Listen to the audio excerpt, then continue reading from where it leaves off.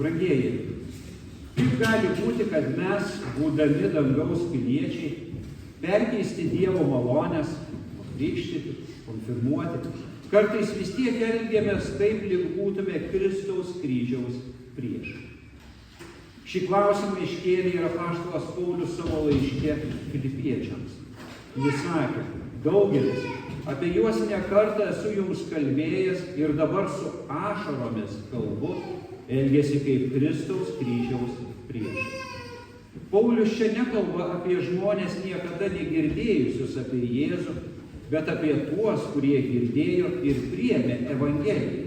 Ir vis dėlto elgėsi taip, kad jų elgesys prieštaravo kryžiaus tiesai. Filipų bažnyčios nariai nebuvo kažkuo išskirtiniai. Jie buvo tokie pat krikščionys kaip mes, su savo džiaugsmais, su savo rūpesčiais. Todėl apaštalo Pauliaus žodžiai atspindi ir mūsų nuolatinės kovas.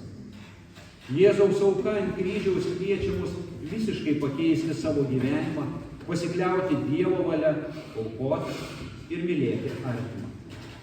Kryžius yra ženklas, kad žmogus ne tik priima Dievo meilę, bet ir pats ryžtasi mylėti Dievą visa širdimi, protu ir jėgomis. Tačiau šiandieninėme pasaulyje šis kvietimas dažnai atsimuša į mūsų savanaudiškumą, norą patogiai gyventi, siekti sėkmės pagal pasaulio taisyklės. Kartais mes, dangaus piliečiai, įsitraukime į tai, kas priverčia mus elgtis taip, kad kryžius tampa tarsi svetimas. Ieškome lengvesnio, paprastesnio kelio. Norime nešti kryžių tik iš dalies, tiek, kiek mums patogu. Tačiau prisiminkime, nešant kryžių nėra pusiau ar dalinai. Yra arba visiškai pritarėme Dievui, arba nepritarėme. Elgdamiesi priešingai, elgiamės kaip Kristaus priešai, nes atmetame kryžiaus auką ir jo prasmę. Kristaus kryžius mus moko atsižadėti savęs ir pasaulio vertybių, tačiau kaip dažnai mes, būdami Dievo vaikai, pradedame vaikytis pasaulio siūlomų iliuzijų – pinigų, garbės, valdžios ar prabangos. Gavę tai mes net nesugebame džiaugtis, bet norime daugiau ir mums vis negana.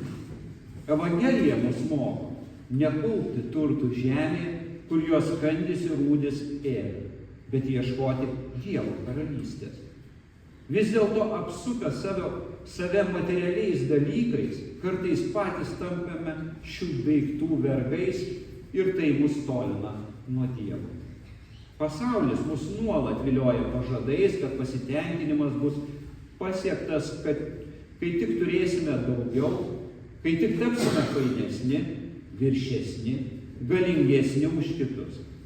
Tačiau kryžiaus kelias yra visiškai kitoks. Jis moko džiaugtis tuo, ką turime, ir rasti prasmę dalyjantis, net kai mūsų pačių poreikiai ne visiškai patenkinami. Dažnai elgiamės taip, lyg bijotume, ką tik apie mus pasakys ar pagalvos. Ar tai nėra viena priežasčių, kodėl kartais pradedame slėpti savo tikėjimą, stengiamės prisitaikyti prie aplinkos, o gal net kartais atsisakome ginti Evangelijos tiesas, kai susiduriame su spaudimu. Mums tai ypač pažįstama. Mes juk mažumoje. Kartais pasaulio baimė priverčia mus išsigąsti to, ką reiškia būti ištikimiems Dievui. Pabūgstame, kad būdami atviri krikščionys patirsime nepalankų dėmesį ar net priešiškumą. Tačiau tikroji kryžiaus prasmė yra nepopuliarumas ar šlovė, o ištikimybė Dievui net ir tada, kai kelia nepatogumus. Kryžius taip pat kviečia mus į atgailą ir atleidimą. Tačiau ne visada sugebame juo vadovautis. Ar visada mokame nuoširdžiai atleisti kitam? Ar neatidėliojame laiko su Dievu? Jei gyvename be tikrosios atgailos ir be atleidimo, tampame kryžiaus priešais, nes atmetame vieną didžiausių jo pamokų – gailestingumą. Šiandien kviečiu kiekvieną iš mūsų atidžiai pažvelgti į savo gyvenimą. Kuriose srityse mes dangaus piliečiai, galbūt esame nuklydę.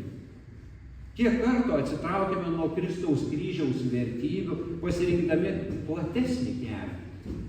Atpažinę savo silpnumus, grįžkime į kryžiaus siaurą kelią. Nes jame yra gyvybės šaltinis, per jį mes esame pašaukti į amžinąjį gyvenimą. Melskime Viešpatį, kad jis duotų mums stiprybės kasdien eiti jo keliu, nepasiduodant abejonėms, baimėms, neįsigastant iššūkių ir visada pasikliaujant jo meilę. Tebūna jis mūsų stiprybė ir kelrodis visą gyvenimą, kiekvieną akimirką. Amen. Taip tebūna. Amen.